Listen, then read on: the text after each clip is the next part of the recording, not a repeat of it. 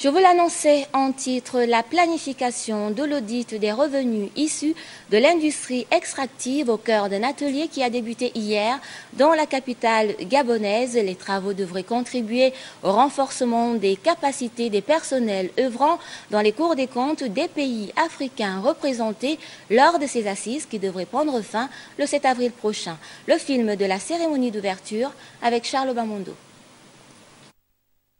Accroître le contrôle, la transparence, la reddition des comptes et renforcer les capacités du personnel des institutions supérieures de contrôle en charge de la surveillance des industries extractives, c'est l'objet essentiel de cet atelier qui va réunir pendant 4 jours les participants venus du Tchad, de la République démocratique du Congo-Brazzaville, de la Guinée-Conakry, du Niger, du Sénégal et du Gabon. Une initiative capitale aussi bien pour l'ensemble du continent que pour le Gabon, pays producteur et exportateur de matières premières. En ce qui concerne notamment le Gabon, il importe de rappeler qu'il s'agit d'un pays minier et qu'à ce titre, il est le 2e pays producteur de manganèse au monde. En outre, le Gabon est également un pays pétrolier. De ce fait, la maîtrise des revenus issus du secteur des industries extractives constitue un enjeu pour ce pays et explique l'engagement de la Cour des comptes qui se trouve être son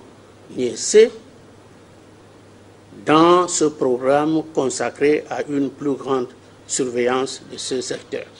Afin d'atteindre cette finalité, les organisateurs ont sollicité l'expertise d'un certain nombre de spécialistes susceptibles d'éclairer la lanterne des séminaristes. J'interviens ici comme expert du Conseil régional de formation des institutions supérieures de contrôle des finances publiques d'Afrique francophone au sud du Sahara, dont j'apporte un appui technique à une équipe d'experts également et de facilitateurs de la Cour des comptes du Gabon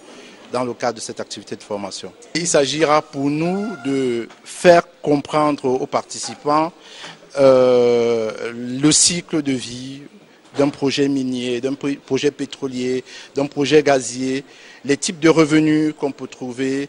les risques qui sont associés à chacune des phases du cycle de vie d'une mine ou d'un projet pétrolier ou minier, de manière à pouvoir faire un audit de manière efficace.